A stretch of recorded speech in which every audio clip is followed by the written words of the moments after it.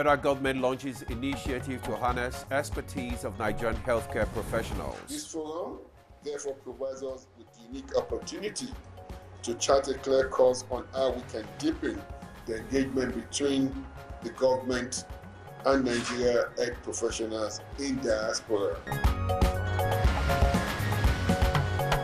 NDLEA arrests Thailand returnee at Lagos Airport with heroin worth 3.1 billion naira concealed in bags.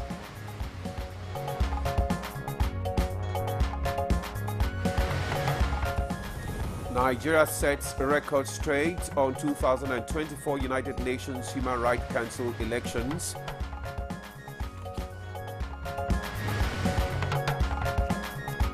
And on Good Morning Nigeria today, we shall focus on Nigerian communication satellite Nightcomsat transformation journey.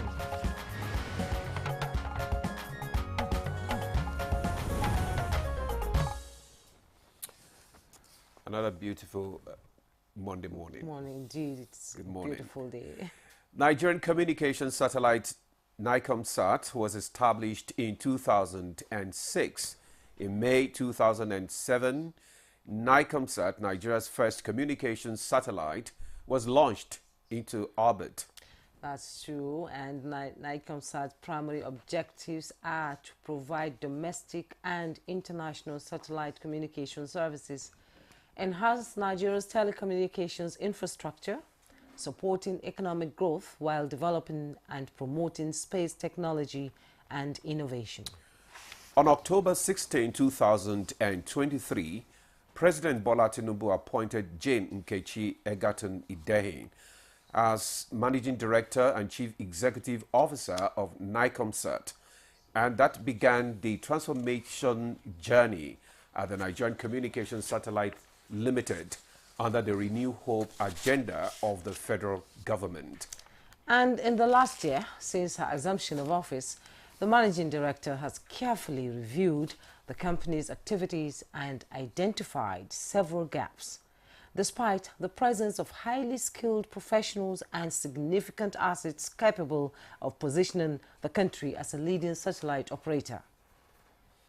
That's true. Today, we explore the transformative journey of Nightcomsat under the visionary leadership of Jane Nkechi Egerton Idehin.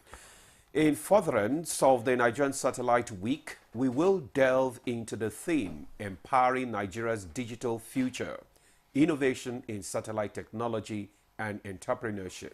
Also this week, industry experts, policymakers and entrepreneurs will be discussing the latest advancement in satellite technology and their impact on Nigeria's digital landscape. And from enhancing connectivity and healthcare to driving economic growth and education, we will be examining the innovative solutions being developed to empower Nigeria's digital future.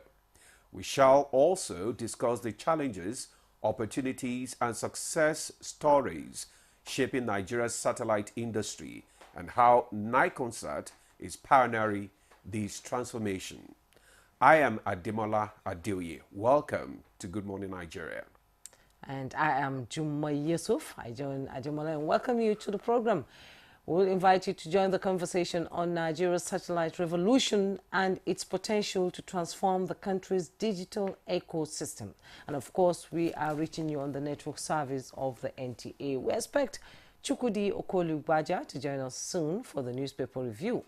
But that will be after the highlights of the news from Comfort Ahmadu. Good morning, Comfort. Good morning, Jumai and Ademola. Let's bring you the news now.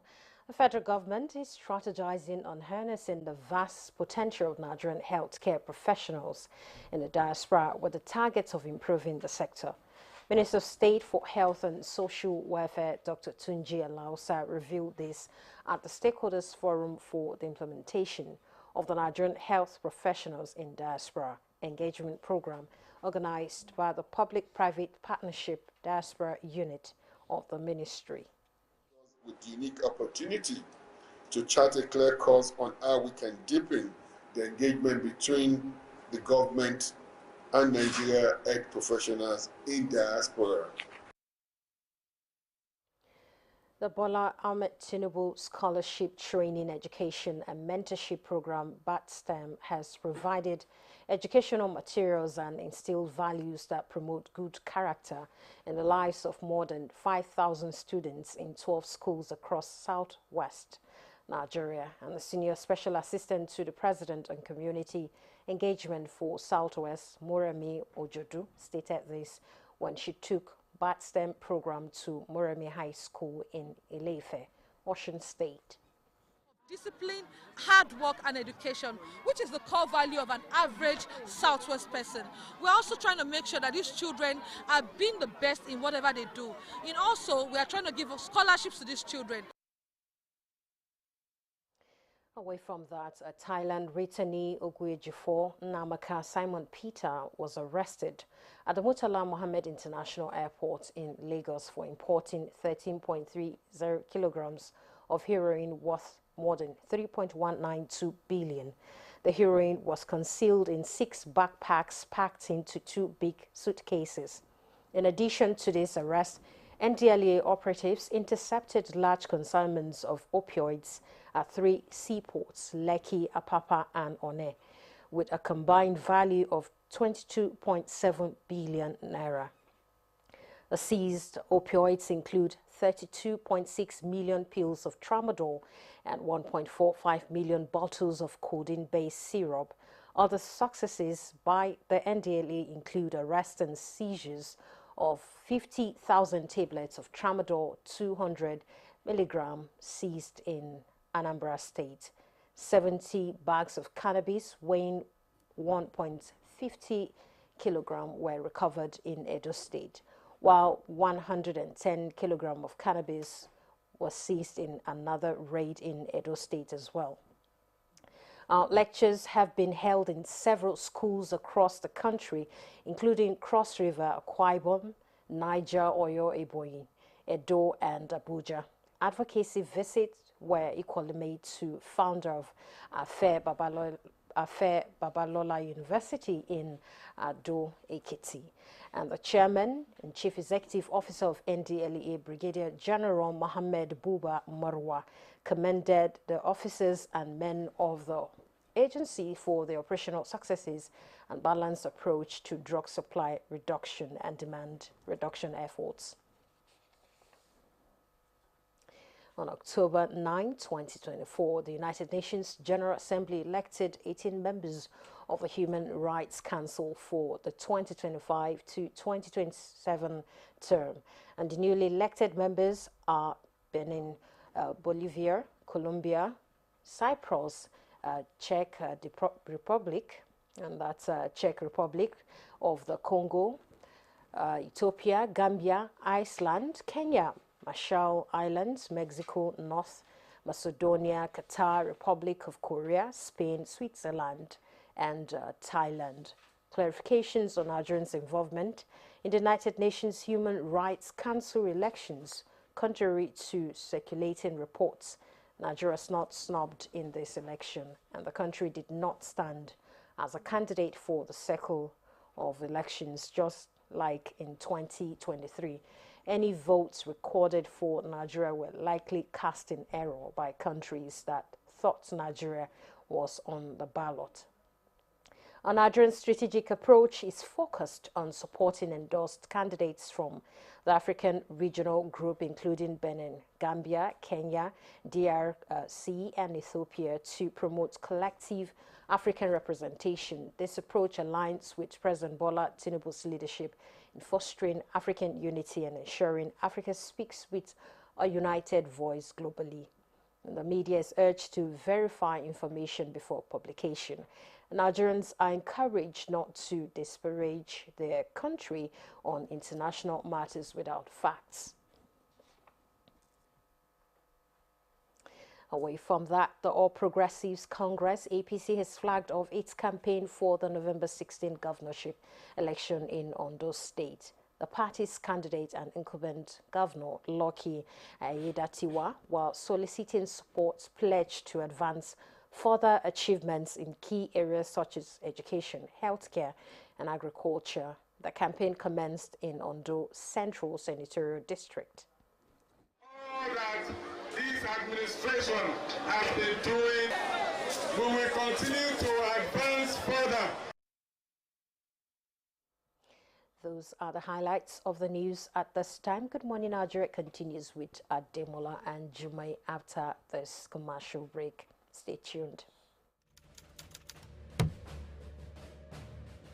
As your president, I assure you that we are committed to finding sustainable solutions to alleviate the suffering of our citizens.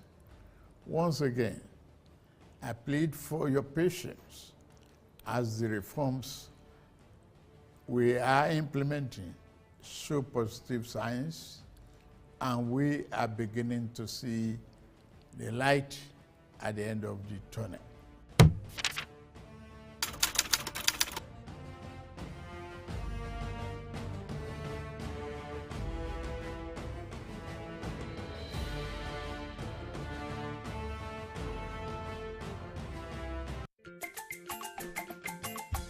I am pregnant. It is important for me to take care of myself and stay healthy. To be strong and have a healthy pregnancy, take iron and folic acid tablets every day when you're pregnant. This prevents anemia and helps maintain a healthy pregnancy. Visit your healthcare provider for regular antenatal care. This message is from the ANRIN Project, Federal Ministry of Health.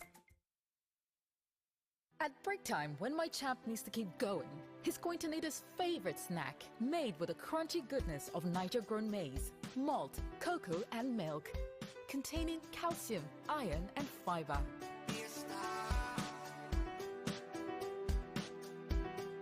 Break time is crunch time, so give your champs this delicious crunchy delight to keep them winning all day. Milo and a Snacks, snack of future champions.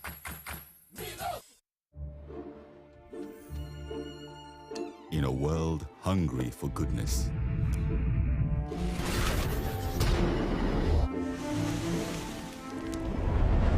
with a splash of golden Terra oil, a mom can transform a frown into a smile. Make a lunch hour a happy hour. Change no thanks into yes please. Provide care when our nearest and dearest needs it most. And resolve family feuds without blowing a whistle. Providing tasty, nourishing family meals is all that matters. The world needs moms, because where there are moms, there is hope, happiness, and love. Golden Terra Oil, or pure love. No buy am! But why? No see say this big bull bag of rice no get the new big bull holographic seal. Not true. Introducing the Big Bull holographic seal tape, your favorite authentic Big Bull rice, 50 kg and 25 kg. Now with holographic seal tape. This is to ensure you get the premium product from Big Bull rice. Do not buy if the holographic seal tape is not on the bag or is broken. Big Bull rice, tasty rice, nourished you.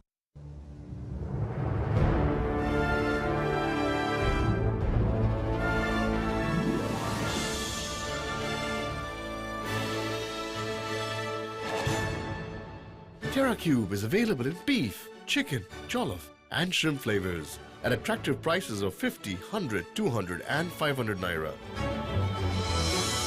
Terra Cube, unwrap joy, unleash taste.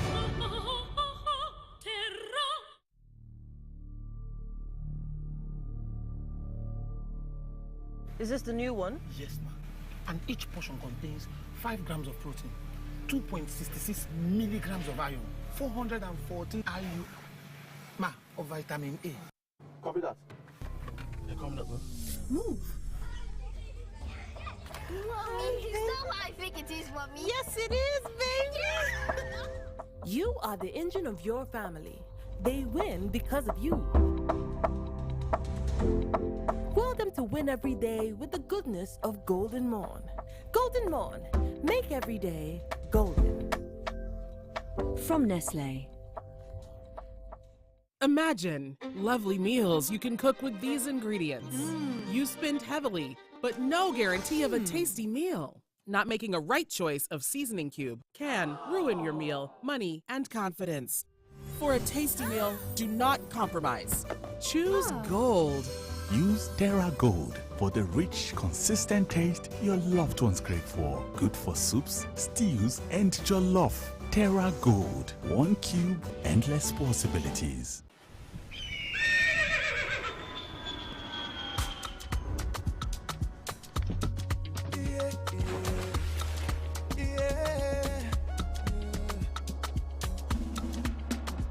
From the Atlantic across the savannah to the Sahara, we rise, a land of the free, we know they tire. We dream great, our spirit is undying.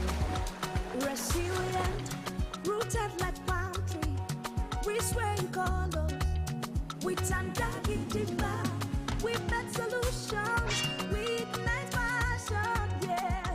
Each ethnicity is unique, we are more than just a nation. We are Nigeria, strengthening unity, we know they carry lives. We are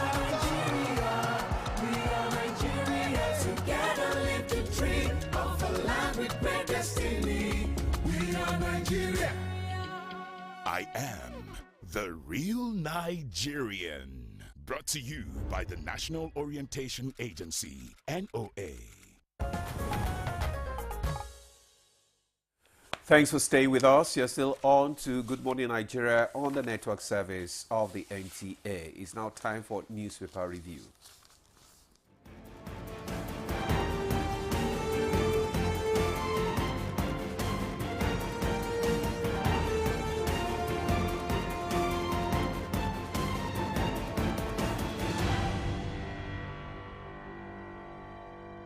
Our newspaper reviewer, Chukudi Okolo Upaja, is in the studio. Good morning, Chukudi. It's a beautiful morning. Chumai, I am here. I'm very grateful to Providence, for staying alive, one day at a time.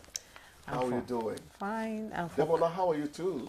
I'm doing great. Thank you. You look like a man who is doing great. Are you ready to get high? In spite of everything. Please calm down. Let's quickly go to the papers, and we begin with the national economy. And above the masthead, we have FG offers tax relief on pharmaceuticals to cut cost. Find details on page 5. Nigeria's FDI hits record low of $29.83 million in second quarter. You find details on page 5. And just below the masthead, 4 years after, Nigeria's decade of gas plan wobbles, with rider as government delays implementation of key program pillars. Now, the bottom plate of the national economy, setting global standard with foreign exchange code. You want to know all about that? You go to page 15. Now, let's quickly go to the leadership newspaper. And above the masthead, Kwara to build power plant. Details on page 32. And head of Zamfara Community Guards survive gun attack. You find the details on page 7. Below the masthead, court verdict, reverse petroleum price hike, Serap tells Tinubu. Details on page 5. PDP crisis, Damagum, Mohammed dig in as party leaders move for truce. You find details on page 7. And a side piece of the picture story, irate youths burn down police station in Edo. Details on page 6. Controversy over Enugu's mortuary tax. Also find that on page 6. Yoruba Nation, Igboho petitions UK Prime Minister. You find details on page 34. NAF to acquire 34 jets, helicopters. You find details on page 7. And the headlines in the leadership newspaper. 3 months after, food import waiver policy fails to take off. With riders, stringent guidelines, complex policies behind failure, and food prices still on the high. And the picture story you see there, Archbishop of Abuja Archdiocese Methodist Church of Nigeria, Most Reverend Michael Akinwale, former President Olusegun Obasanjo, and FCT Minister Nyesom Wike at the 40th anniversary service of the Abuja Archdiocese of the Methodist Church of Nigeria in Abuja yesterday. Okay, I have the Daily Trust newspaper with me, and just below the nameplate, we have PDP governors meet over party's crisis today. PDP governors meet over party's crisis today. Details on page 13. Ipman hopes for lower price as talks with Dangote begin. Details on page 27. Amidst 27 million housing deficit, many estates unoccupied in Abuja. Details on page 33. And the major headline, Lagdo Dam, high risk, states brace for floods. NIMED predicts thunderstorms, moderate rains in Taraba, Borno, others.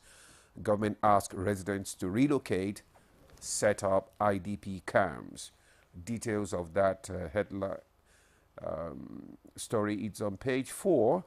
And we have severe malnutrition rises by 51% in the north.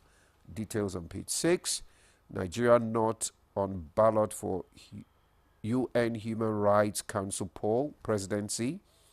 Fulani known for peace, not violence. Emir of Zazzau. And truck crushes couple, one other to death in Ogun. And details on page 40. Chooks? Yeah, Demola, let me say congratulations to the head of Zamfara Community Guards that survived the gun attack. You know, all the time we thank our soldiers, we thank men in uniform, anyone who is connected, you know, in this fight, you know, on insurgency, against insurgency. We hardly remember the JTF, the vigilantes. They have become a potent force against these people because as natives, they know the terrain more. But this our brother that survived has to be careful because he could have become a marked man. It takes a lot of courage. He still is, actually. To fight for your people, you know. Ipman hopes for lower price at talks with as talks with Dangote begin. That's a good one. The back and forth over this petrol price has become something that simply tires you out. You don't know what to think anymore. There's a young man, I used to listen to Bismarck Rewani, and Boyo died, you know. May he so rest in peace. Those were the economists who were always engaged in pugilism. You know, the way Idika Kalu and Professor Samaluko, Babangida's minister, remember him, the man from the southeast, Chuo Kongo. Okay. Then you would ask, if the economists never agree on these things, what are we to do with the rabble? There's a young man now that has become a strong advocate of petroleum back and forth, a strong contender in it. His name is Kelvin Emmanuel. Very brilliant young man.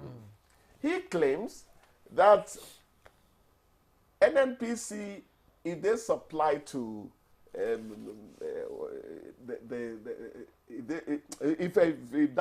NNPC takes PCL takes oil from Dangote, that ultimately it will be cheaper. I was asking, what is the wisdom in ordering for up to December or thereabout?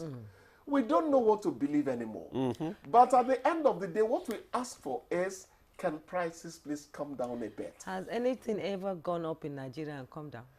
Some do. Tomato, remember we brought a basket for 15,000. Not that. It's about 2,535. Maybe because that is seasonal. No, maybe see, because that tomato is seasonal, yeah. It was actually an ailment that attacked the tomatoes in the first place. That was with ginger and all that. Then I think you see the problem with Nigeria is that it has defied all economic theories. Expectations. So you cannot. They should all these economic theories does not apply to Nigerian situation. So just forget about it. Nigeria should be a case study at Harvard, you know, just to study how our economy works. Inconsistent failure or what?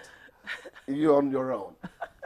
The other one that irks me is is the other one that irks me is how could we say for the next 150 days or so, money that you spend on importing things that are eaten is waived. And 3 months on, according to this paper, it has not taken off. Yes. No. Who is not Policy being fails sincere, to take off. or who is not implementing what government has ordered to be implemented? Say stringent guidelines, Is it the complex government policies agencies? behind failure. Well, I don't believe. You Maybe see, the government agencies. bureaucracy could just decide to rear its ugly head. Head. At the end of the day, government should remember that they are the ones who look up to and say, what you said would happen did not happen. Yeah. We don't want to know who didn't do what, down the ladder. You are to get them to work. But a good one here, FG offers tax relief on pharmaceuticals to cut prices. The other time we expressed alarm that essential drugs, hypertension drugs, diabetes drugs, they are becoming something you can't purchase anymore. That means that since diabetes does not know that Demola is a medium income earner, that the other person is poorer than him, the other person is richer, since diabetes attacks every one of them, you need to work on the prices for these drugs. Destroy. Otherwise, we are sentencing some people to death. Just the strip to test your sugar is 16,000 naira for 50 pieces in the bag. It's 16,000 naira. To do what? Just the strip that you used to test, to put your blood on, and put in the glucometer, is 16,000 naira. I bought mine the last time 10,000. It's 16,000 naira. Oh now. no, that's not fair. 16,000. So you can't even warn yourself. And the glucometer now is now 40,000 naira. No, Jumai. Dionil, a pack is 26,000 naira. This is not fair. It's not fair. Because what it means is that you can't warn yourself about that rising. I had 3 of them. Suddenly they stopped working. But I bought at a cheap price a bit. Yeah. Compared to, I had a Kuchek, I now have the second one that was cheaper and all that. The strip, I can't use it anymore because for almost 4 months I've not used any of it. Lucky you. But at the end of the day, we are saying, please, this should not be the case. Yes. Dialysis is free in the UK. Yes, it's under the NHS, which we have here. Maybe, I don't know, maybe we'll subsidize it a bit for those who are on NHIS. Let me not say something I do not. But in the UK, it is free. Here, dialysis, when you get to that level of dialysis, when you have, what do you call it, something to do with the kidney, it's almost like a death sentence on those who are not from wealthy families. It is. How much are you talking about in a week? So we need to look at these things and work on them. I hope it will work and not just like the food import waiver. I hope it will work. It just has to work. I hope this time around this one will It just has to work. It's the implementation, actually. Most of these government policies and decisions and all that boils down to poor implementation. When they are not well implemented, you don't see the impact, you don't see the effect. Look at what you talked about the other time about removal of imports duties on some consumable goods, which is not implemented till today. We were so happy when it was announced. So the problem rice has crossed 100,000. The problem we have actually in this country is it Big Bull or Red Bull? The challenge, let me put it that way, the challenge that we face is the challenge of implementation of government policies and programs. The whole government responsible for that. Yes, and on that note. So, but tomorrow is another day. Indeed. Yes. Tomorrow is another Thank day. you, lady and gentlemen. Thank you so much. We're all gentlemen in the press. All right, we take a break now. Good Morning Nigeria continues after the break. Stay with us. A new edition of TV Guide is out. This time, we got up close and personal with the transformational legislator, the Deputy President of the Senate, distinguished Senator Barrow Jibrin. We've created a difference in terms of representation through interventions that have brought an unprecedented infrastructural development to my area. This edition is a compendium of mind-blowing stories for your reading pleasure, ranging from technology, entertainment, economy, media, politics, family, and lots more. It is indeed a park of excitement as we take you through every aspect of life. Pick up your copy and get abreast with issues and trending features within our space. TV Guide, very incisive, very educative and compelling. Grab a copy at the vendor near you or any NTA station nationwide. TV Guide, your indispensable companion.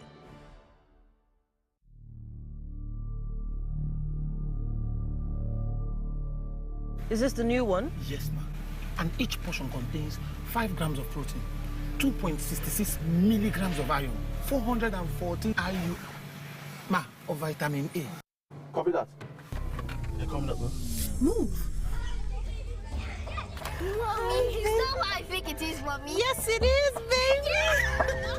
You are the engine of your family. They win because of you. Want them to win every day with the goodness of Golden Morn. Golden Morn, make every day golden. From Nestlé.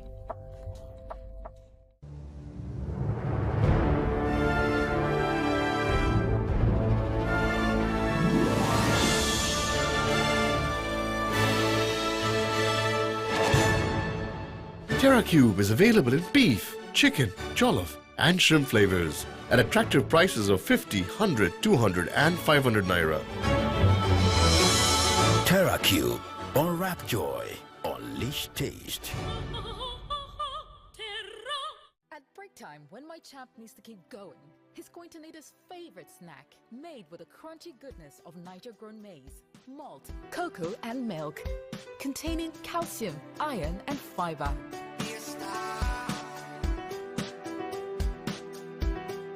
Break time is crunch time. So give your champs this delicious crunchy delight to keep them winning all day.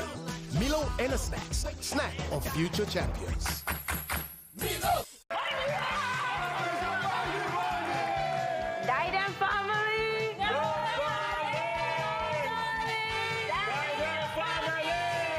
Hey, we go here today. Back then I used to be Rasaki, but now I'm rebranded. Call me Shegun, you can call me no guest. How did you meet your lovely wife? It was an amazing journey. Adewale, mention a characteristic of a deceitful person. Cheating. Yakoni. Pretense. They're selfish.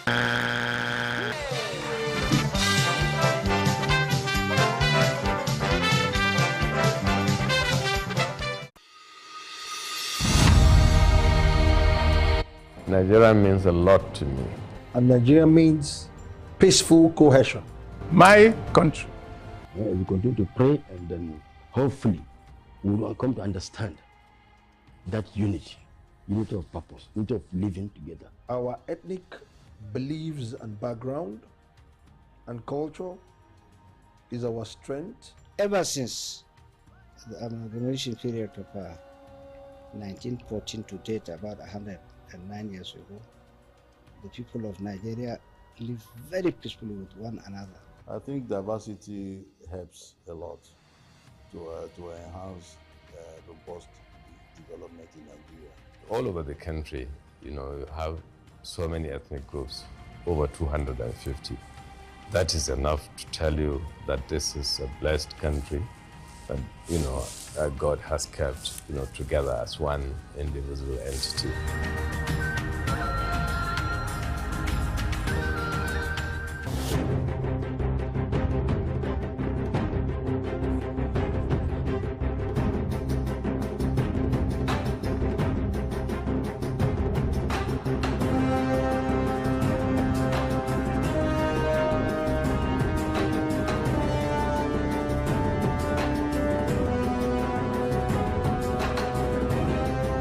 Join the party on AfroSport TV as Libya's Mediterranean Knights host the Super Eagles at the Matazo Beninian Stadium in the AFCON 2025 qualifiers on Tuesday, October 15th, 2024, live on AfroSport TV at 8 p.m. West African time for what promises to be an unforgettable encounter in the AFCON 2025 qualifiers.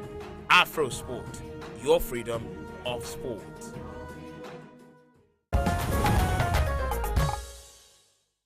This is Good Morning Nigeria, and we're live on the network service of the NTA. And to begin our conversation on NIGCOMSAT transformation journey, here is a backgrounder by Ibrahim Dankamidu.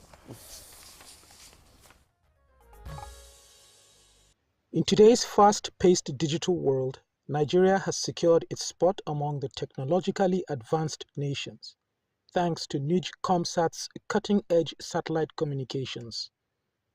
Since its establishment in 2006, NIGCOMSAT has been bridging geographical divides, fostering global connectivity, and unlocking limitless possibilities for economic growth, national security, and socio-cultural advancement. Under the leadership of Managing Director and Chief Executive Officer, Mrs. Jane Nkechi Egerton Idehen, who took office on October 16, 2023, following her appointment by President Bola Tinubu, NIGCOMSAT has undergone significant transformation. Despite inheriting a team of highly skilled professionals and substantial assets, Mrs. Egerton Idehen recognized the need for revitalization. Her transformation journey began with awareness campaigns, stakeholder engagement, and service delivery improvements.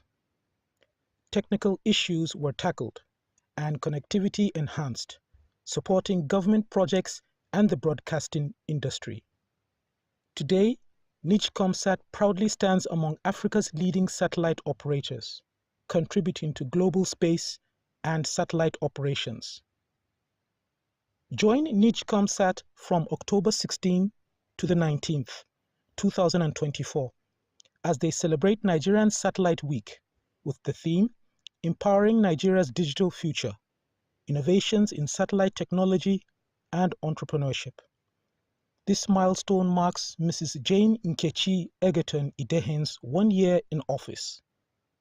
Guests on the program will share insights on NIGCOMSAT's transformation journey, highlighting visionary leadership and collaboration that empowers Nigeria's digital future, one satellite at a time. Yeah, thank you very much, Dan Hamidu, Ibrahim Dan Hamidu, for that background report. And we already have our guest seated in the studio to discuss NIGCOMSAT transformation journey.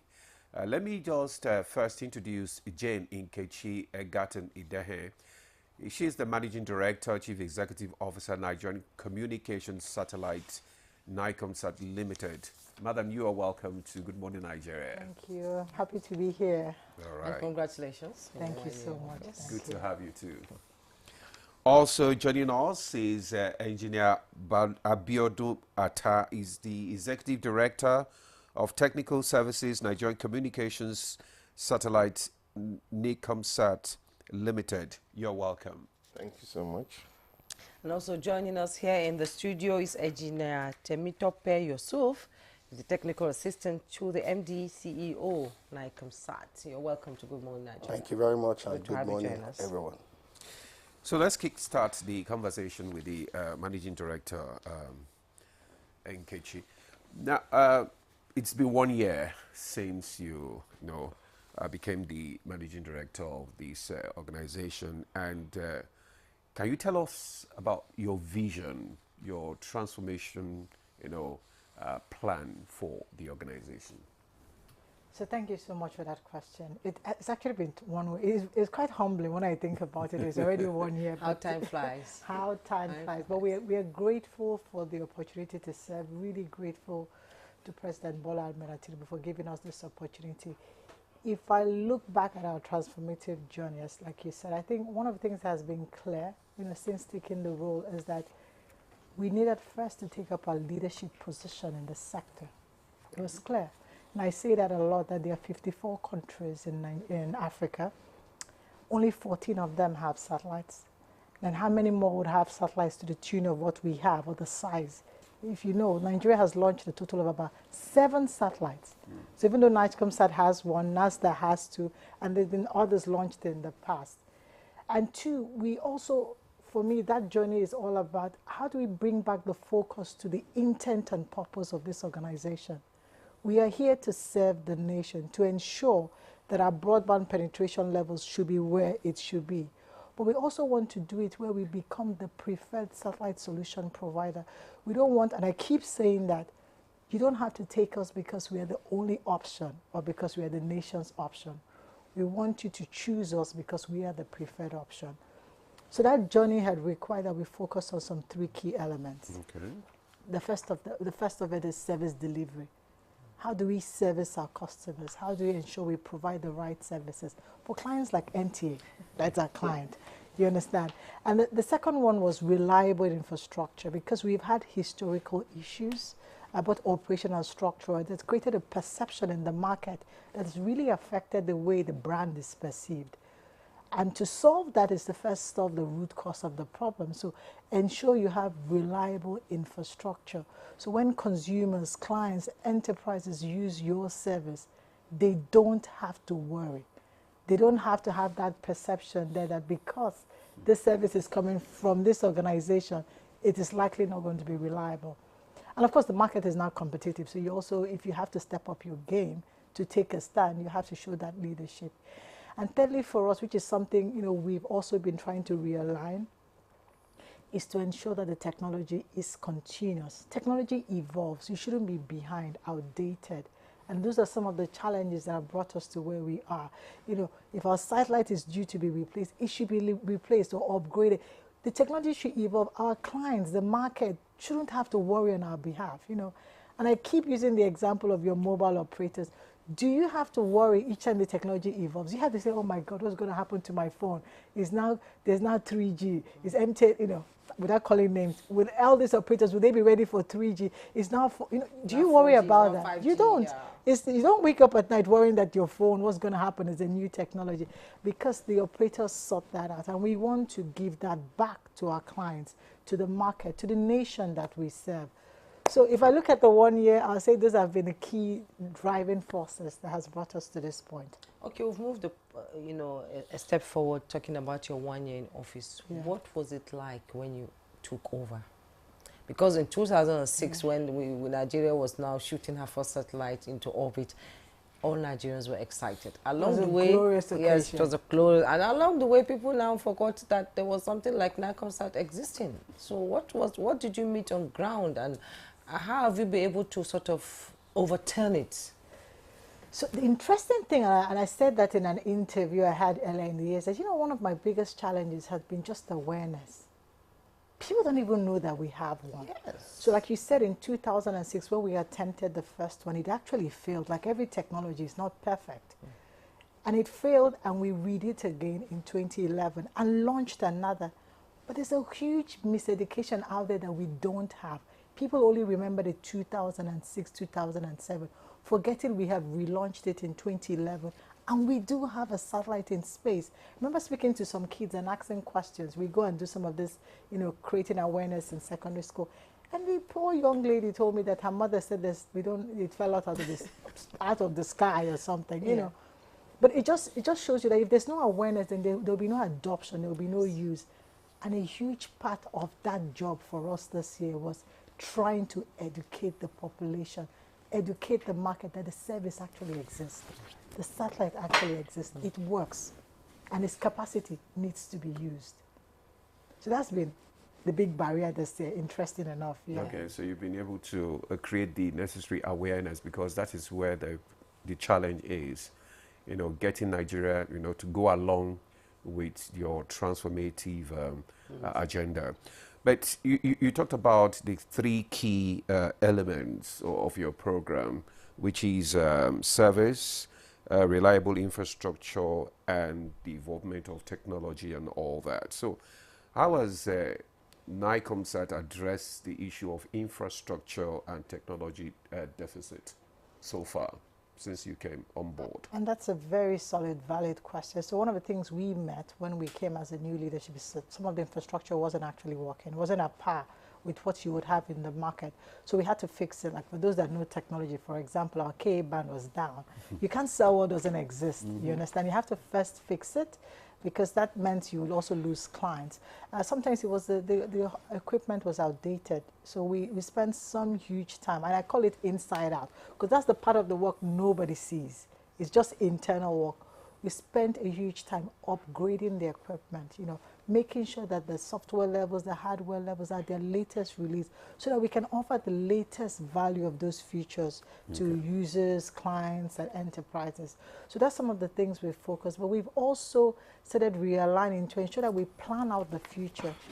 You need to have a technology roadmap as an infrastructure company. You need to know where's the technology going to evolve, how do you position it, why are you positioning it that way, what's the value you're getting and extracting to service the market, what does the market need, and which technology should you align.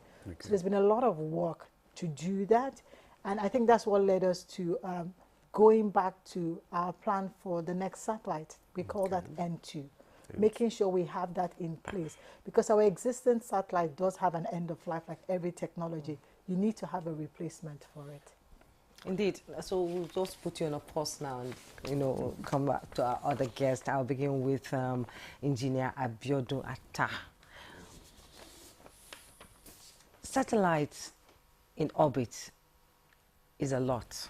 I remember growing up watching Cosmos on NTA then. Yes, that's when we knew there was anything like satellite up there, and we were able to realize it in Nigeria in 2006. We have our own satellite there. Like she said, her mother told, the girl's mother told her that it fell from the sky. That is misinformation, you know, coming from, you know, a point of not actually knowing what is going on. We have engineers being churned out of universities all the time, talented engineers, most of them japa, and make impact across the country, you know. Why did we lose focus when it came to Nigeria, when NIGCOMSAT was launched? Why did we lose focus, the country lose focus along the way? And the need for having satellite in orbit for Nigeria, I know we had one, then number 2, and all that sort of diminished. Why did it happen like that? Thank you. So I think, I won't say the focus got lost along the line. We still have engineers in NIGCOMSAT, for example, who are managing Nigerian satellites completely, pure Nigerians. To interest you, you don't have expatriate managing Nigerian satellites. If you come to NIGCOMSAT, from the cleaner to the MD, all Nigerian breeds. So in terms of not having engineers, no, we have engineers in NIGCOMSAT who are dedicated engineers, foreign trained engineers actually anyway, but Nigerians doing that. Then the need for satellite, we can't do without satellite. Now, back in the days, there was a time people thought satellite was going to be an outdated technology because of the advent of microwave and fiber. But in 2024, satellite is now the most used form of communication, in most, especially in the militaries and some key areas and underserved regions. So there's no way Nigeria will not be part of, you know, the entities operating the satellite. Another thing we keep telling people is people are beginning to weaponize certain things, you know, nations.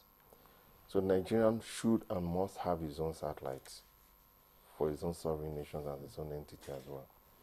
So for us, it's a no-brainer on why we need to keep investing in satellite technology, and also why we still need to have engineers, young engineers trained in satellite technology, because it's going to keep evolving, like the MD says, until we get there. Now 5G is coming, IoTs are coming. There are so many technologies that are coming, and 5G is here already. More is coming. And then you'll be surprised that a lot of this will be hinged on satellite technology. So, but you can't, it's a very expensive venture having satellite in orbit. What's the level of partnership, you know, with other countries that would contribute to making it possible for us to have another one there that we're expecting, technically? So satellite technology is a very expensive venture. But if you look at most satellite companies right now, they're going into what is called joint ventures in most cases. And then some people or some agencies or entities are also doing SPVs and PPP in terms of trying to launch satellite. So one entity cannot singularly launch. If you look at other players in the industry, they are merging. So it's going to happen. That combination will keep happening in the industry, and that partnership will keep happening. Yes. Can I add to something he said? When you asked the question, why do we need satellite? Because as he was talking, I was thinking about, like, it's interesting to note that there are over 200 million Nigerians. But the truth is that half of them don't live in the urban areas. It's rural. But where do you have your standard mobile operators, terrestrial operators? Where do you have fiber, the mobile networks, MTN, Airtel? It's mostly in the urban and the semi-urban. And it's just clear that commercially it's not always viable for these players to go to the rural areas. If not, they would have solved this problem. They've been around now for 20 years. And we thought satellite is not needed. They would have solved it, but it's not viable to put a base station in a village with 50 people, and you want to make the amount of that base station in 3 years. So it's becoming clear you have to find other alternatives. It's not viable to run fiber from the city all the way to that village. Think of right of the way, cost of the infrastructure, and you land the village is 100 people. Now you want them to pay you for all the money you used to lay fiber. With satellite technology, you don't have that. It's that dish and that modem. If there's a sky, you put it there, you create that network for them. So we've realized that technology has to be complementary. It's like people say, why do you cook, then you still go to a restaurant? Because it's not every time you want to eat the food you cook, isn't it? Sometimes you want to complement it by trying something different. I don't want to eat eba. I want to go and eat, I don't know, sushi or something. So the same thing with technology is complementary, is layered.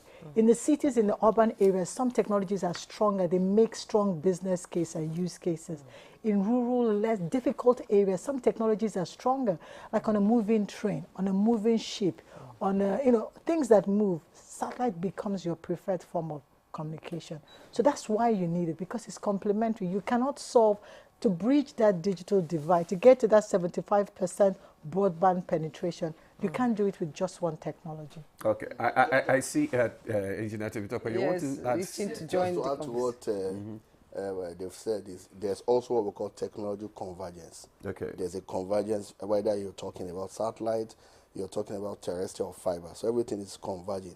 So like she said or alluded to, you can see it's complementary to each other. Okay. So one is not standing alone, because take for example, even the telcos, they do what we call cellular backhaul, and in order to achieve that, they need a satellite. So the technology is converging, whether it's broadcast, depending on the use case.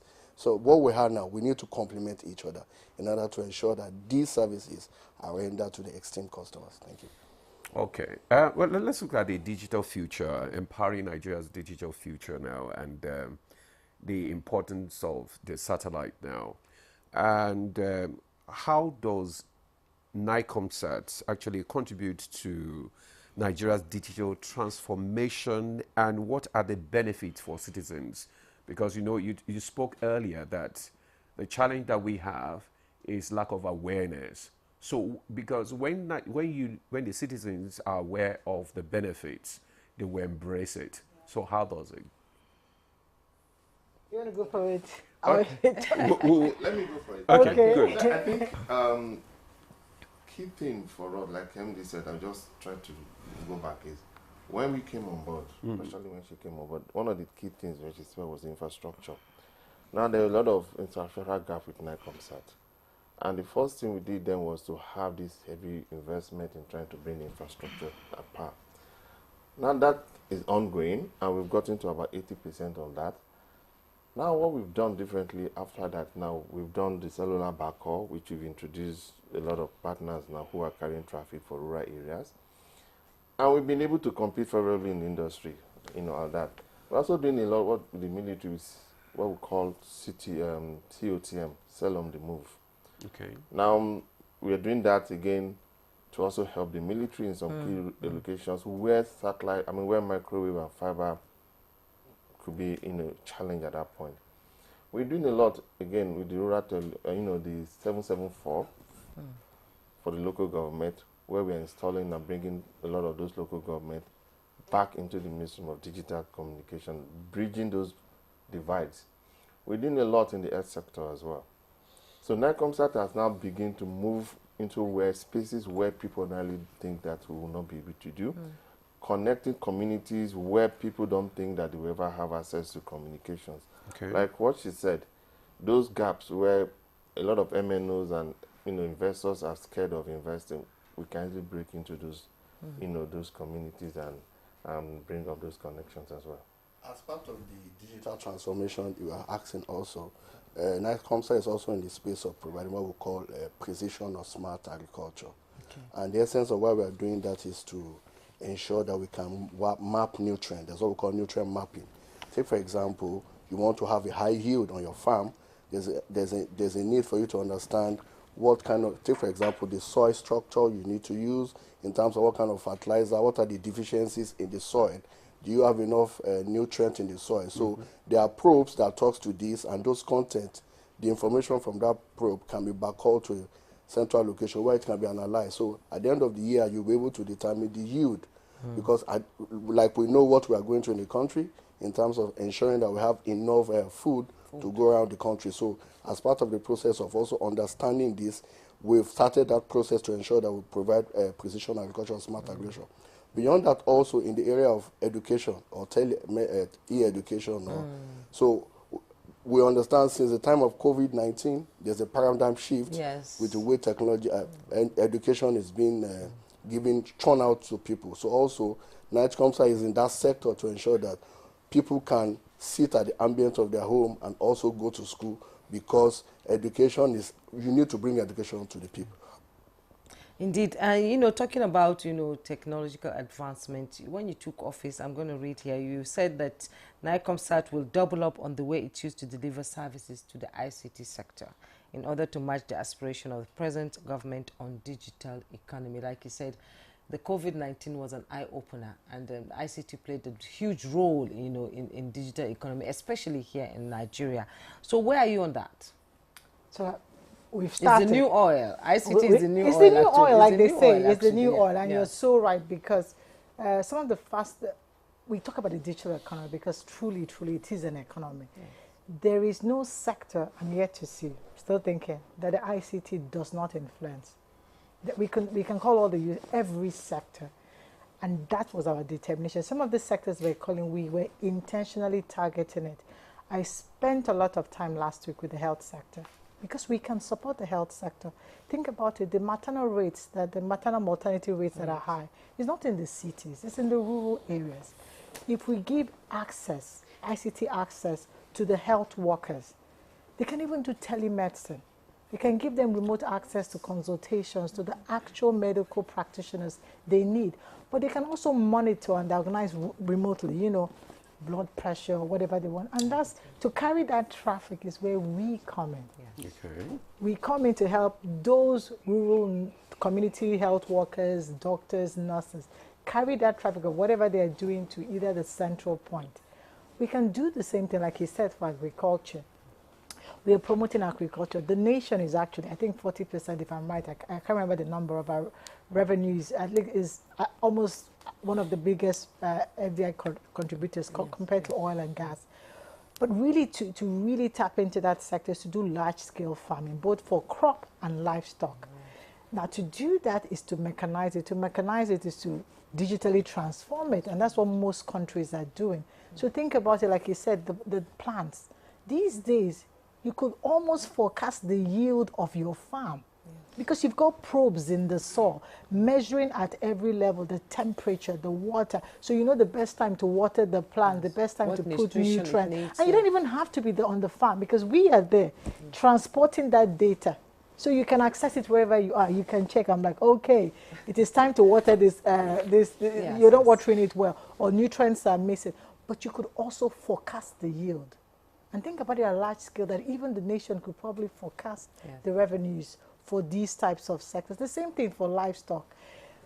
There's so many use cases, education, e-health. We talk about educating the young child. The young child, most times in the cities, they have access. It's in those rural areas we are struggling to bring them to the level of education they need. And sometimes it's just maybe we don't have enough resources in terms of teachers, or the right teachers to teach them, or the types of teachers required to teach them. But with technology, we can bridge it.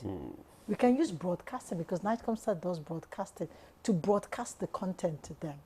But you can even use the broadband access when you provide it to these schools to give them access to wherever you want. You know, if you have remote teachers, remote content, you can digitize it so that they can consume it because these young people are smart. Give them a digital device and you'll be shocked what they will do with it. So they can access that content. And that's the learning of the future. So we're equipping them with skills they need for the future.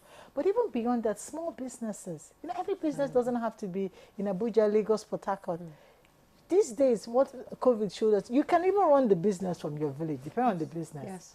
E-commerce, whatever business you're running, if you have access, we want to give access to SMEs. We sit there at home and order for things. Yes, yeah, order. Do your thing, yeah. put it on Instagram, people see the order, you call a logistic company, they pick it. If you have access, you can do it. We don't even have to know where you are. Wherever you are, there's no geographical barrier. And that is us helping SMEs. And we're doing that because we did start an accelerator program. The accelerator program we got is just startups that can use satellite to enable their business. And we are working with them from different sectors, healthcare, agriculture, logistics, because that's really what we want to do. That's, like you said, was our original goal. All right, that's good. In order to do that, the brainer is that now you are bringing those use cases to the unserved, because you understand the fact that most telcos don't want to go to those areas. Yes. The underserved and the unserved. So irrespective of the use case, is it education? So you prevent people emigrating, leaving those parts of the country. And what happens is that development also will happen at that area. Take for instance, you want to take your passport, you need to do, but you don't have to come to Abuja. You can just stay in that local area or that local government area. And just with go to, once you have internet or these services, you have that. So the good news is that you are taking that technology also beyond the urban cities to the remote areas. So they can also have a feel of what is happening in the urban areas. Okay, what you have just told us is that Nightcomsat satellite-based services contribute to Nigeria's economic diversification and revenue generation. That's digital inclusion. Digital inclusion, okay, yes. that is exactly. But would you also explain what opportunities exist for Nigerian businesses to leverage on Nightcomsat satellite technology system? So this is very simple in a simple term. Yeah. Take for example, now you want to provide e-health service. So the good news is that somebody in the rural area can just get one of our dish, very portable dish, have that dish in that area. And the good news is that people can come at the ambient of that dish, and is it clocking you want to do? Is it your vitals you want to check? Is it you want to communicate with maybe a doctor that is not within that area? You can provide that service. And along what happens to you, you're also having economic growth for yourself and also the nation. So the good news is that you are not leaving those people within that area or within that cluster or that cluster. They are not leaving that rural area in order to get that services. Whether you like it or not, what's happening is that there's going to be growth within that population. So in the long run, there is a win. So once I have internet at my home, I can take any exam. I can do any form of education from one level to the other, either from secondary to tertiary education, at the ambient of my own. And in order to do that, what is happening, I am providing a service. And as I provide a service, there's an economic development within that area, that clusters. It's also going to add to the GDP or to the revenue of the nation.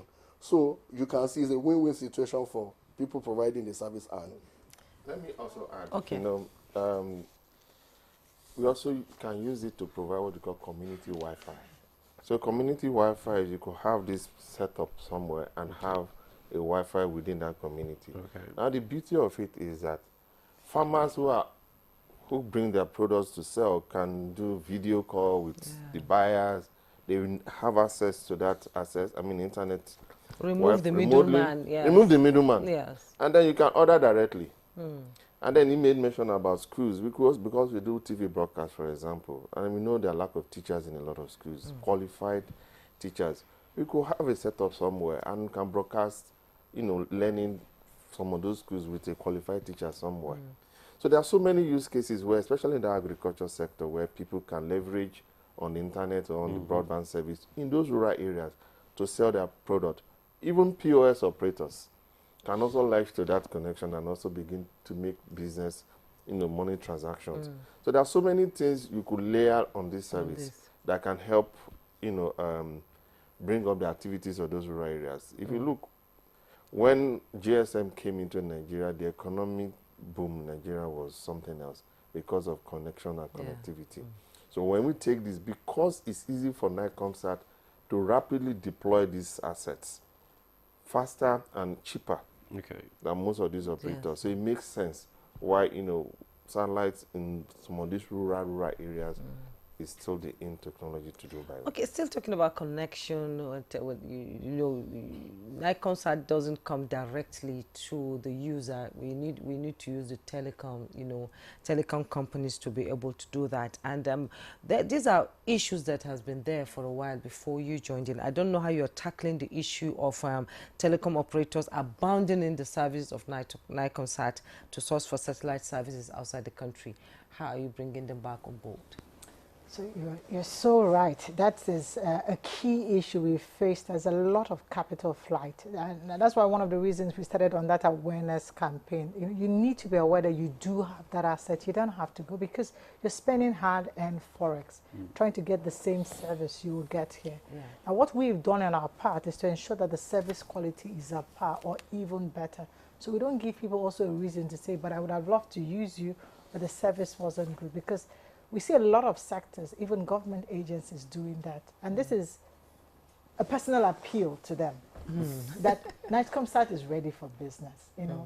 There is so much. If you see the fastest development economies, this is some of the things they leverage, without calling any country's name. Using their national asset, like you said, some of these things, they give you a lot beyond. They give you national sovereignty, defense, security, and development. Most of these use cases we've painted, it's not commercially driven. Because if it's commercially driven, you wouldn't go to the rural area. No, the others are not. They're going to where they feel they can easily make the money. The only reason you can go to the rural area, your government agency, your mandate is beyond just making money. It's ensuring that there's inclusion. Access. Everybody is empowered. Small businesses, no matter where they find themselves, should have access to connectivity. So from that angle, it becomes clear that for nation building, we should do this for ourselves. And that's why we are appealing to government agencies, private sector. And interestingly enough, we are getting a lot of response. I'm not going to make it sound like, we are. Some of the new business lines we have is because of the renewed interest in NICOMSAT. And some of them are coming from private sector, local entities, large corporations, and some are coming from foreign corporations. Really? Yes, foreign corporations. Because we do have coverage beyond Nigeria. So West Africa can use it. Sub-Saharan Africa, sometimes we have foreign players that are trying to use service here and they come to NICOMSAT. So definitely this is one of the reasons we are doing things like this. Because I think the more we talk about it, the more we bring that knowledge, even to those that probably have forgotten. Maybe they knew in the past, in 2006. Just to add to what they say is, a lot of people are having an impression this is government agencies. That is it. So when we came on board, one thing we needed to do first was look at internal restructuring of the team. Now, before then, there was no service delivery, there was no pre-sales, there was no updates. So what we did then was, look, first and foremost, we are a service organization. We need to first of all service the customers. When a call comes in, somebody is there to pick it up. Somebody is there to immediately proactively react to certain things.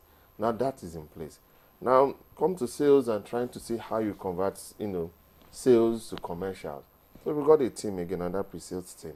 Their job basically is they look at the sales angle, they look at the technical angle, and they merge it. So it's a rapid transformation of things going on in NICOMSAT. That's why, like you said, a lot of private entities are coming. We have a lot of players in the cellular backhaul space now who are eager to do business with us. As a matter of fact, we signed contract with some of them. We're not carrying traffic. And again, we don't really need the MNOs, like you said, to always deliver. We could go directly and deliver to some of these entities. We're also dealing with channel partners because we also understand that reaching some of these areas could be tedious. you rather engage those local partners. And you're also empowering those local partners. Because it's job creation. Now, these local partners, in their own way, are also taking up these services, making their own money, and also, pushing. So we're also doing this channel partner thing with a whole lot of different partners across the different regions. Now we moved to that. We're also looking at getting some specific individuals with some specific set. Like I said earlier, NICOMSAT is fully run by Nigerians, no foreign partners. And we're proud of it. It's Nigeria for Nigeria. And that's the thing the MD has also been preaching. We rather send a Nigerian out there, get trained, come back and do knowledge sharing or knowledge transfer. So that's what we'll be doing, and that's one of the key things that we're focusing our attentions on. And we're also asking people, don't do business with us because we are government agencies. Do business with us because we are able to deliver and meet the specific KPIs that you're looking for.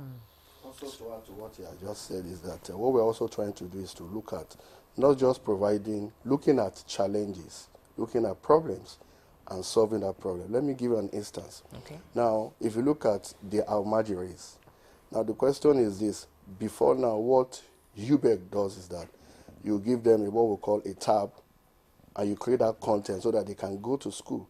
But the question is, at most times, they don't have access to internet. So now becomes a problem. So a solution around it, okay, how can we also have what we call an hybrid solution? Use broadcast and also use internet. So the good news is that you can push that content, that educational content, to that tab. So what are you doing? So whether they have internet or not, that content is with them. So at their own convenient time, they can sit down, learn. So in most cases also, beyond the fact that yes, the solution is there, we are looking at what are the challenges we spoke about for different use cases. We also need to have this understanding that IP is an enabler to any sector, whether it's economic, whether it's commerce. So beyond that also, we are looking at the problems and having a solution, application solution, that we can ride on in order to get this product to our esteemed clients. Even right now, as we are on air, it's satellite that is, projecting whatever 100%. It is we're talking about. It's all about technology. You're powered by NICOMSAT. What about the issue of cybersecurity? What role is NICOMSAT playing in promoting cybersecurity and protecting digital infrastructure? Maybe you should take that. So, for us, with regard to the cybersecurity part, we have a team of engineers who are primarily focused to looking at this sense. Because cybersecurity is a continuous thing. Yes. And the beauty of it is you need to constantly update your system, constantly update your engineers to make sure that those digital assets are protected from external attacks. So we're having constant trainings and retraining of our engineers. Another key thing we're doing, especially within NICOMSAT, is we're taking our security very serious, which means that certain things and certain devices are prohibited, for example, from bringing into our facilities to also help protect some of those infrastructures. Some certain areas, again, not cyber security, also human security as well. Some certain areas are also prohibited from certain individuals from accessing, because those areas are core areas within NICOMSAT that you wouldn't want interference. So for us, we have the brain behind it, constantly updating your infrastructure, constantly updating your engineers as well. But I would also add that the way we even structure it reduces the vulnerability, because most satellite operators are not inherently here, so they don't land. We call it land traffic. So you take your traffic somewhere and bring it, because they don't have their gateway. The satellite has to talk to some gateway, maybe in London or somewhere in the US, then bring the traffic to Nigeria. Now you increase the vulnerability points. The way NICOMSAT is structured, the satellite, Nigeria, we land the traffic directly in Nigeria. We don't go to another country. Also beyond that, there's a standard we call ISO 27001. It's a standard that you need to follow, and which NICOMSAT is part of the standard. And also, at the global village, the Office of the National Security Advisor is also ensuring that everyone that carries such traffic must follow that standard. So the standard, if you follow the standard, take for example, for every systems, you cannot just go and plug in a flash, because what are you doing? There's a man in the middle and which could also attack your infrastructure. So if you follow the recommendation of that standard, it's the security management standard that have been put in place, which NITCOMSAT is also a part of that body. We have been standardized. So beyond NITCOMSAT also, because NITCOMSAT can be protected, the other body might not be protected. So as also a leeway, the global village is saying that everyone that's going to do so specific traffic must also be standardized by that body. Okay. So yes, indeed. And, you know, all these moves, they say, is like a reawakening process for NICOMSAT after being dormant for some time. And every satellite has an expiring date. And I believe our satellite has 3 years to go. Yes. So what are you doing to push another one up there? So, and that's why when I said in the beginning, I think the first thing I said is 3 core things: is service delivery, is reliable infrastructure, is continuous technology, and that's where that comes from. So there's a lot of work to replace the existing satellite. I used to wonder, where does it go to when it expires? What happens to it in orbit? There's something called an orbital graveyard. So there's actually a graveyard in space. Okay. Yes, and you send your dead satellite, if you want to call it that, to the graveyard. Okay. And after a couple of years, those things get shut down. But in a safe way. All right. In a safe way. Just to add a little bit to what my colleagues. Yes. That's why we are, NICOMSAT, we're asking partners that look, do business with NICOMSAT because the traffic lands in Nigeria. In the recent time, we understand that a lot of countries, a lot of agencies are now mining data. So when the traffic lands outside Nigeria before coming to Nigeria, along that path, a lot of things can happen. So people are going to weaponize. People are already weaponizing data. But for us here, to land your traffic in Nigeria, you pick your traffic yourself. And again, to show you, we secure, and your traffic and your data are secure. It's not going to be mined by anybody. So we're asking people to do business with NICOMSAT because we're Nigerian for Nigeria. Okay, do business with NICOMSAT. Earlier on, you said that NICOMSAT is planning to also extend to other African countries. So what are the plans? So we do have plans because our coverage is beyond Nigeria. Okay. I think we have priority markets in West Africa. We've started engaging. We do have clients in some of them, but we want to expand. So there's a lot of focus to do that. That's the next phase, to do what we call market expansion. Okay. If you look at the West African market, the only person that has a satellite is more like an educational satellite. They launched, and it just lasted for about 9 months. So it was Ghana, then Sierra Leone launched 2 months ago. So we are the only ones that do have a communication satellite. The only other communication satellite was a regional, a region came together, sub-Saharan region, and launched one. Okay. So there's a huge, just the way we have that gap with broadband penetration, internet penetration. Think of West Africa, Cameroon, Ghana, Senegal, Chad, Niger. Some of them are even landlocked. So landlocked makes it tougher because we are closer to the sea, so we can bring submarine cable. They are landlocked. Nobody's taking that cable to them. And that's where they start to lean on satellite. So there's a huge potential for us. We want to take that market because in our own way, we're also contributing to the West African activities. You also talked about working with the armed forces. You know, I remember a movie I watched, Enemy of the State, where satellite, where satellite, you see all these things. You get to learn about all these things when you watch movies, when you watch documentaries, and what role will you be playing now? Because, to be able to track those insurgents, those bandits, and all those destroying the integrity, territorial integrity of Nigeria, and how they come into the country using satellite. How can our territorial integrity be protected through NICOMSAT? A good one, without diverging too much, because defense security, of course, is tricky. Sometimes one of the things we do is send our men in service, isn't it, to this hard-to-reach, hard-to-access areas. Think about Zambeza Forest. I'm proud to say that I think the first time they did the major attack in Maiduguri, this was under President Muhammad Buhari. It was actually NICOMSAT that did the communication for them. So to give them access so that you can communicate with those men on the field, and the president could reach them. It was via the NICOMSAT satellite. So that's one way we can support them. We can support them also on the move. They do a lot of activities that require them on the move. It could be a moving ship, a moving plane, a moving train. It's difficult to use traditional communication in those cases. You see that it's difficult. Where the best sweet spot for those cases is satellite. So we also come in there. And also some other It's so exciting actually. It's exciting to talk about it. You know, somebody's just sitting down and monitoring what is happening around the country and all that. In terms of the armed forces, you know, they have the cell on the move, the cell on the pause, and we can also back all this information to a command and control center. Yes. Whether in Abuja or anywhere the military wants to set up the command and control center. So we can backcall it and have the men on the theater of operation with their walkie-talkies and all this will become, backcalled or transferred back to the command and control center through NICOMSAT satellite. We've done that in the past. We're still doing that with some of the military arms as well. And the cell on the move, we just deployed some like trying to be careful in terms of certain information. Yes.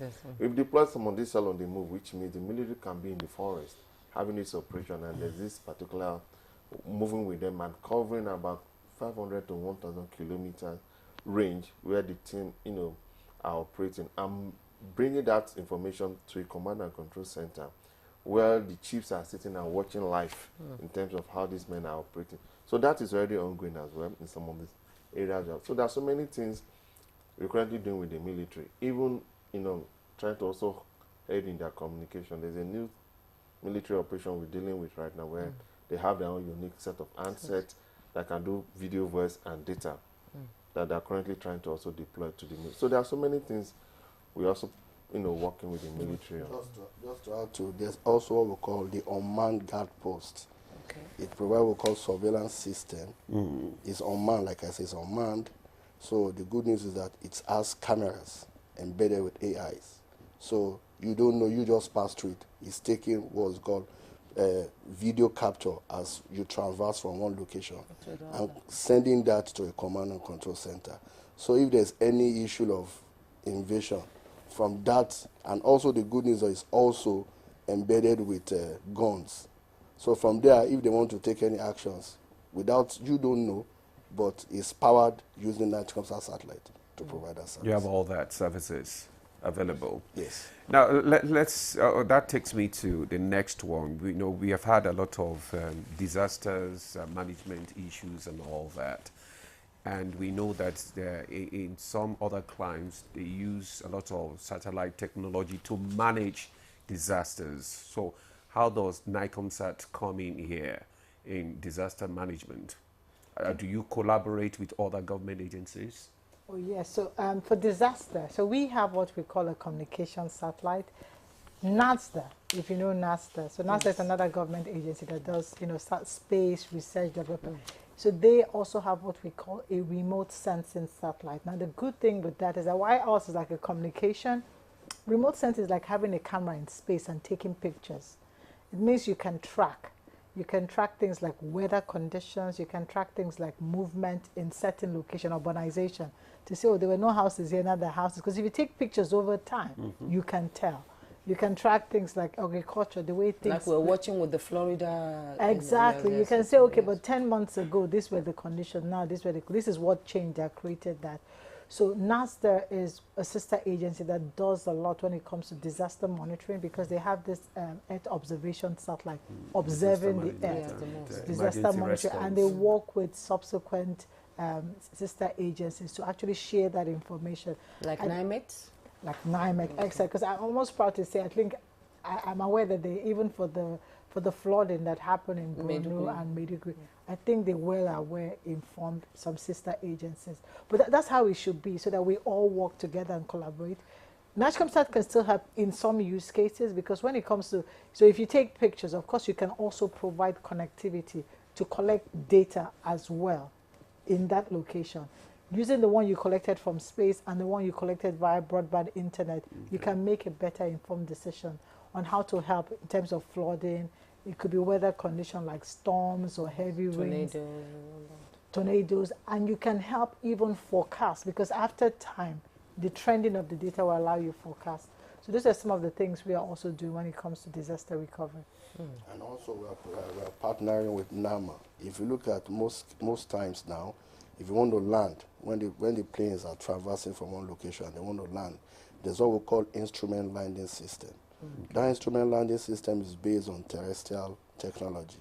But most times when it is raining, you see most of them don't want to land. Now, with the use of NITCOMSAT navigational system, is an S-bar system. You can land at any point in time. So presently, we are doing a synergy together so that at the end of the day, whether it is rain or it's not raining, you can land and you can land safely. Now, let me just ask you before we go on break, how have you been able to improve on your revenue generation and sustainability? Bottom line, isn't it? Yeah, that's the bottom line. Bottom line. So some of the things we've done was, first of all, if you rectify, because like I say, customer is king, if you do rectify your service and enhance it, you see that the uptake or the absorption increases. That is one way to increase your revenue. Cost optimization is another way. If you reduce your cost and be mindful in the way you cost. New product lines, like some of the things we mentioned to you are new product lines. Okay. So in the past, we haven't applied the technology in that manner. Now we are applying. So we're getting new brand sectors, new client base that are coming. So these are some of the things we are doing to help increase our, we call it our pipeline, which we're now converting to commercials, because a lot of things we do the pilot phase or we do the first testing phase, and now we're going into the commercial phase. So these are the three areas we have been diligently working in. Okay. Either going back to existing clients and offering them new services that we're not aware, creating new product line for new sectors. That's another way. Creating an avenue to bring back clients that have also left. You know, some clients have left because of maybe the technology in the past was not reliable, but also optimizing our cost. Okay, we'll actually have to take a break right now, but when we come back, we want you to shed more light on the transformation journey and this week that you're having, how you're organizing it, what you're doing, and what do you intend to achieve. We'll be right back. Appointment by President Bola Tinubu, NIJ-COMSAT has undergone significant transformation.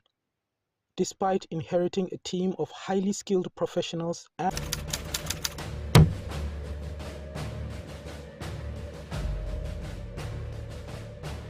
the dreams that our founding fathers envisaged are still work in progress. Every day, we put our hands on the plow, determined to do a better job of it. While it is tempting to focus on what has been left undone and where we have stumbled as a nation, we must never lose sight of how far we have come in forging and holding our country together.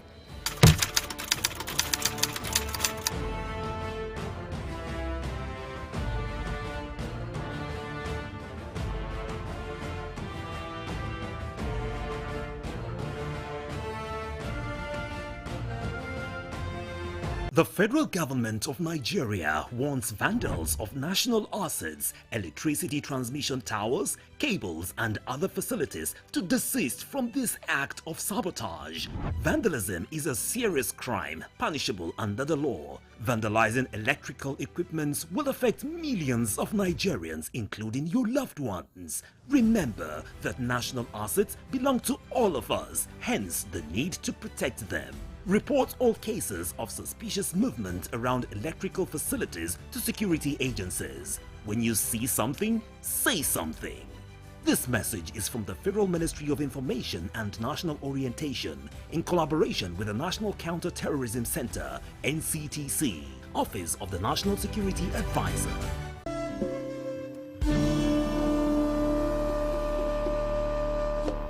I think Amaka should just move out of the house. Yes. No. Standing out of the house is not the right thing to do. Oh, there you go again with your sentimental family stuff. Baby, if our aim is to stop this affair, it is best achieved under our roof. You do something terrible and you'll be acting innocent. What are you going on about? Don't ask me that question again. You couldn't even control yourself in the presence of our visitors. What are you accusing me of, woman? My son, I don't know how serious you are with my daughter, but there's something that needs to be done urgently before you move any further. Anything, just anything, just say it. I'm ready to do anything. There is a spell that needs to be removed. A spell? Family forever, the story of our lives.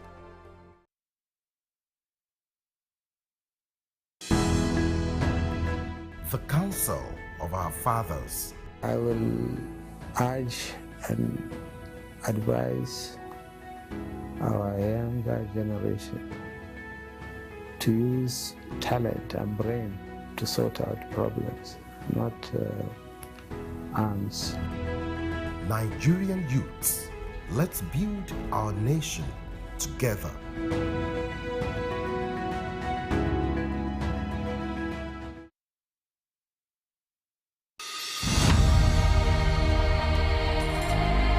You have to move from the point where you protect and defend your religion to a point where you also recognize the rights of the other person, of the other religion, and protect it. So if I am protecting my own territory and my own people and trying to emphasize their rights and protect their rights, I should also be thinking about how to protect the rights of the others. Both Islam and Christianity recognize and defer to God, and both recognize the temporariness of the life of this world, and that ultimately we all go back to God for the day of reckoning, when everybody will render an account of his life on this temporary abode.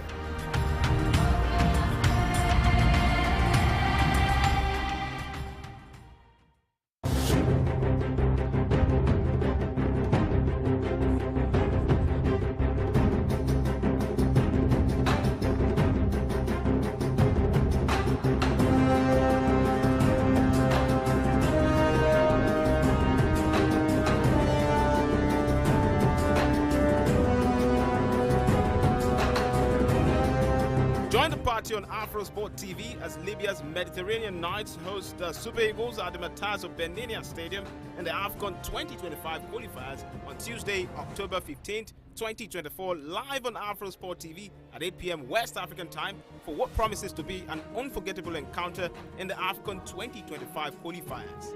AfroSport, your freedom of sport.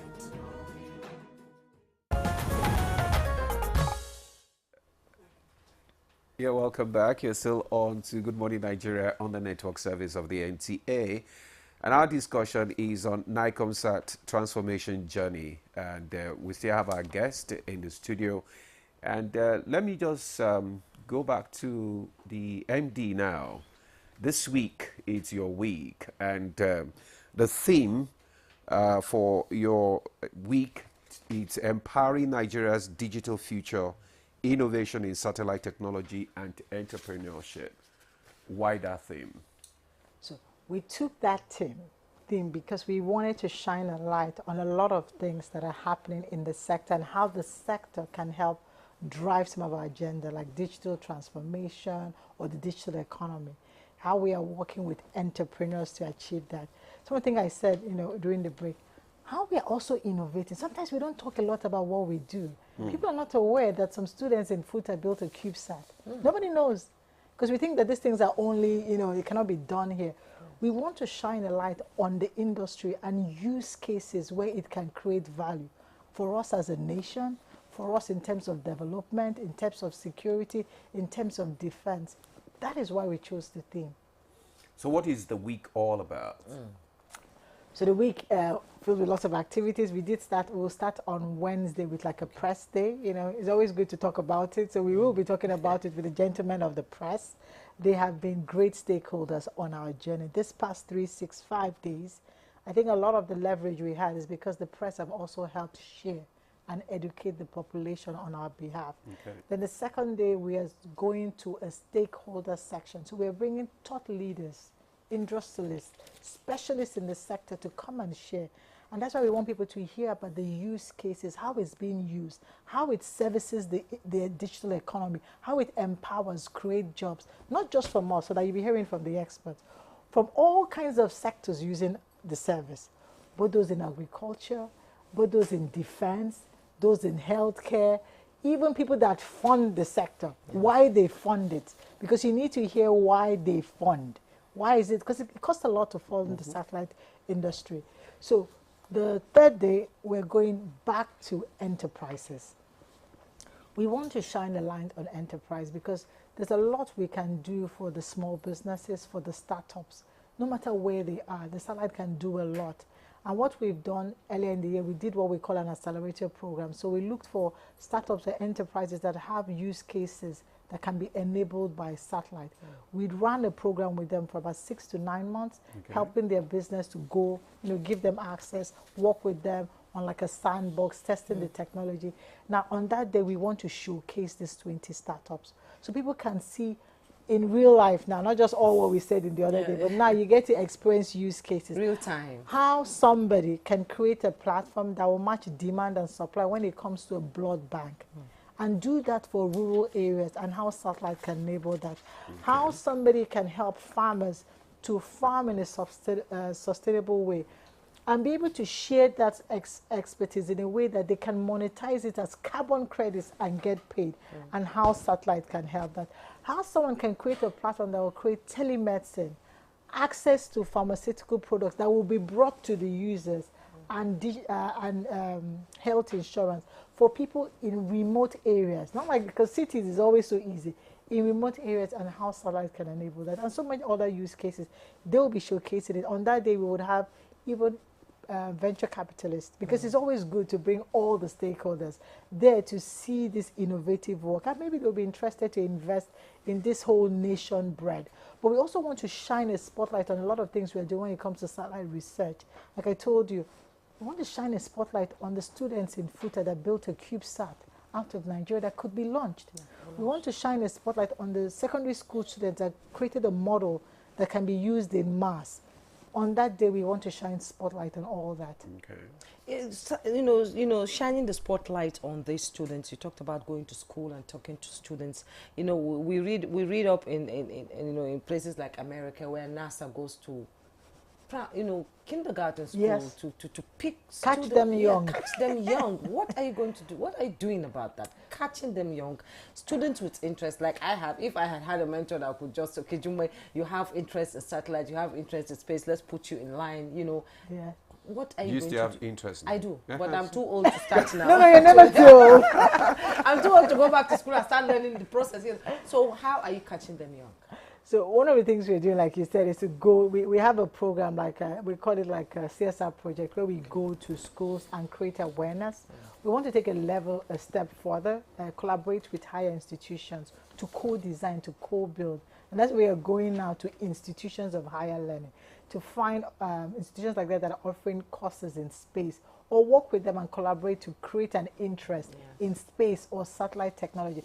Because my vision, personally, I would love to see a case where in another 5 to 7 years, if we do send another batch of satellites, we design them at home. At home, yes. We design them, we co-design them at home. Maybe not launch them, but co-design them. We can come to launching them.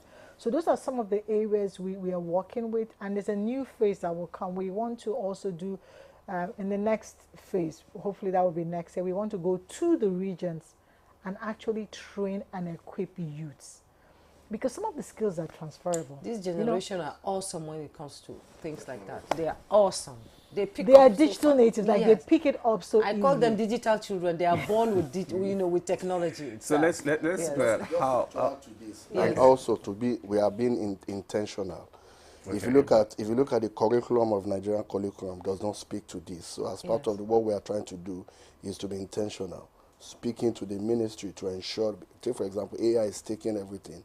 There's a need for us also to work with that paradigm shift. So in our own wisdom, we're also intentional, talking to the necessary institution to ensure that from the grassroots, this is inculcated in their curriculum. So that at the end of the day, because the world is moving, there's a shift. We're also shifting in that area. So that's also what we are trying to do, to ensure that we catch them young. Now, this week, does it align with your transformation agenda?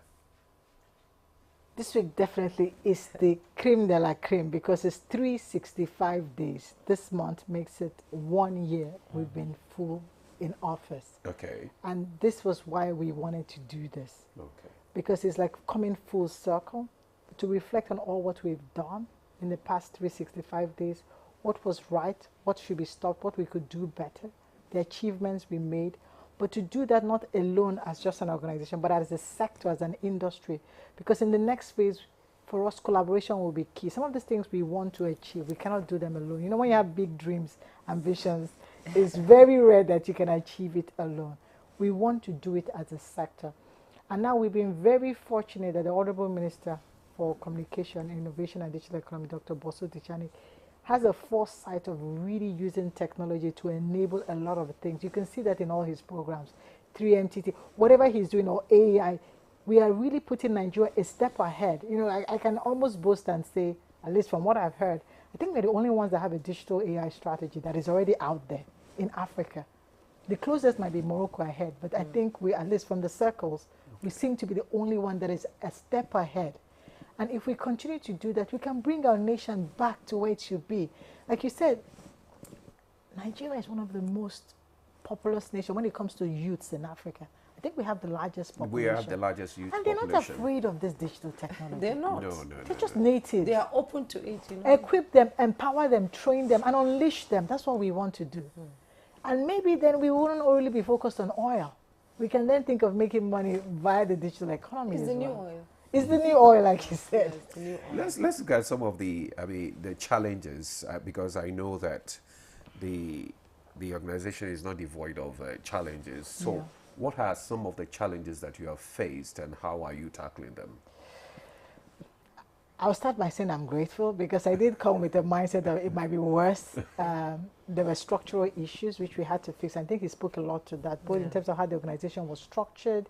It wasn't structured to effectively evolve and serve the market it's meant to serve, both in terms of infrastructure. You have infrastructure that was decaying, that was really not being taken care of or invested in, and it won't give you the outcome you really want from it. But there's also been challenges in also making sure that that vision we set, the organization ties into it. You know, mindset is also a thing. If you've been operating in a certain way and you're being told to change, change is not always easy. That's why we call it transformation. It's a whole journey in itself. You keep going at it, keep talking about this is how we do it. This is, this is how we win. We win together until we get there. But we've been very fortunate to be, receive a lot of support, both from the president and our minister, to start this journey. So those challenges. Very acceptable to the people. Oh yes, so those challenges, if not, I think a lot of the achievements we did in 365, we wouldn't have gotten there without the kind of support we have received. So those challenges do exist. I think what's more important is that what are you doing about them? Because you can talk about the challenges. We want to rather be solution focused. How do you address them? How do you address the issue of making sure that technical capacity continue to exist, but in terms of your resources, of your people and your infrastructure? How do you continue to address the issue of reliability to ensure that the service remains reliable? How do you even address the issue that the usage, the adoption that is used for the purpose it was created? This is a national asset. You understand? It should serve a national purpose. I want a case that at the end of the day, both the local farmer in Bayelsa and the local farmer in Gombe or Meduguri uses this service because it's the nation's asset. And we're talking about food security, Everything has so apart from putting satellite in orbit, having a plan to ensure that our NICOMSAT is the thing in Africa itself. Nigerians go for it, Africans go for it. Let's talk about capacity building for staff. Training and retraining of staff. What are you doing in that area?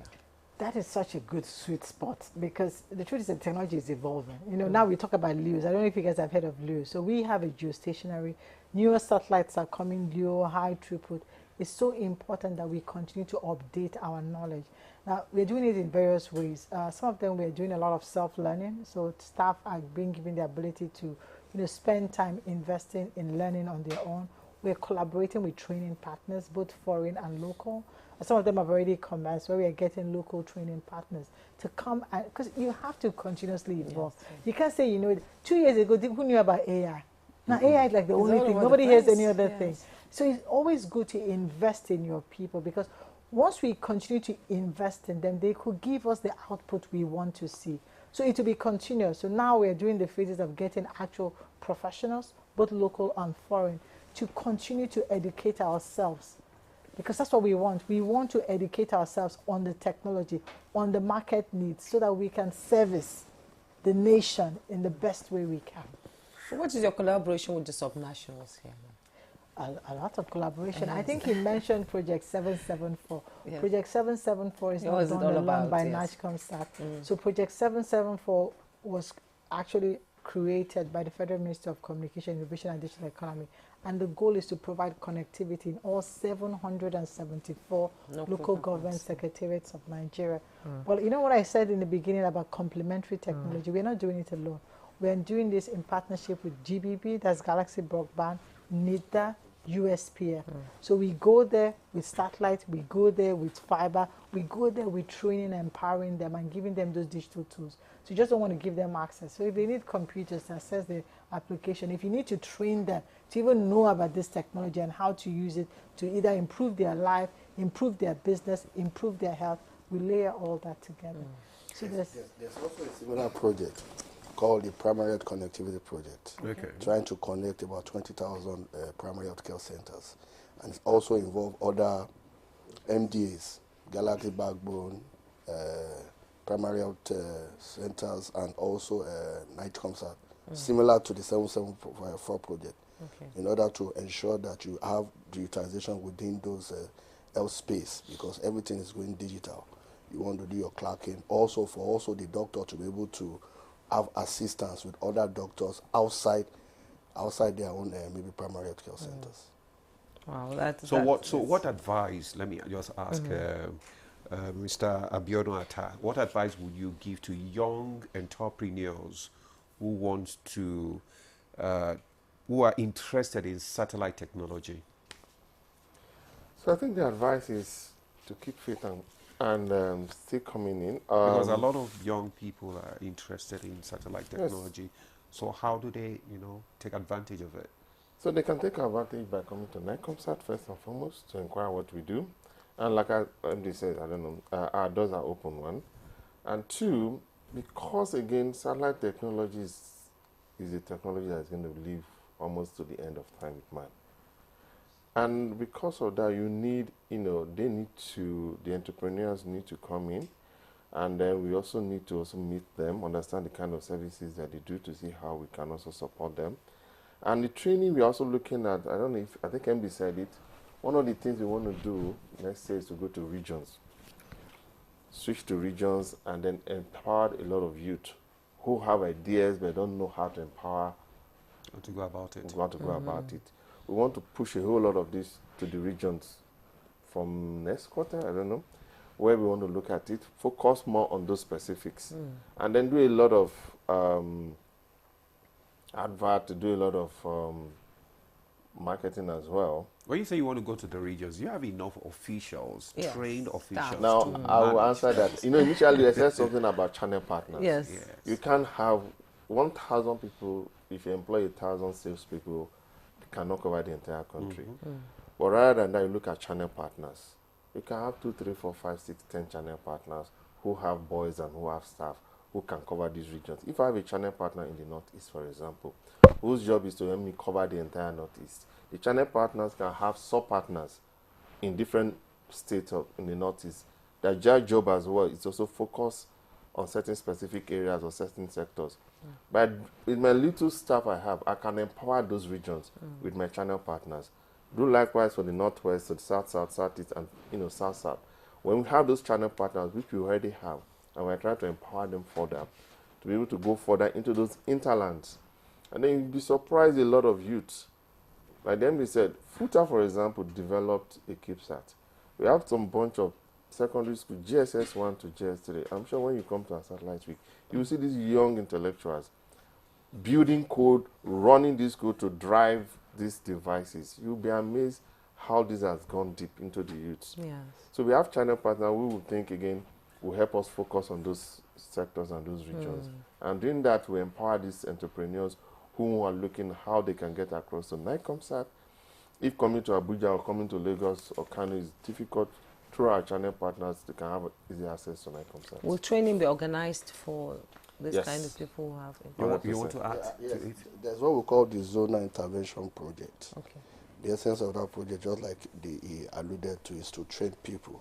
So in the first phase, we've done the first phase. We've trained about 1,000 Nigerians, because across 6 different geopolitical zones, southwest, southeast, 1,000. So the essence of that project was to train people on hands-on.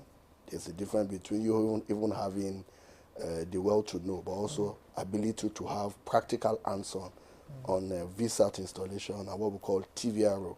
Take, for example, if you look at DSTV, you want to install, because we also, Nigeria has what we call a state-of-the-art facility, similar to what DSTV has. We have about 105 channels that we are beaming. So instead of you having engineers to go to all those different regions, so in the wisdom of management and in consultation with government, is to have all this, what we call this zone intervention project, to ensure that you can train people.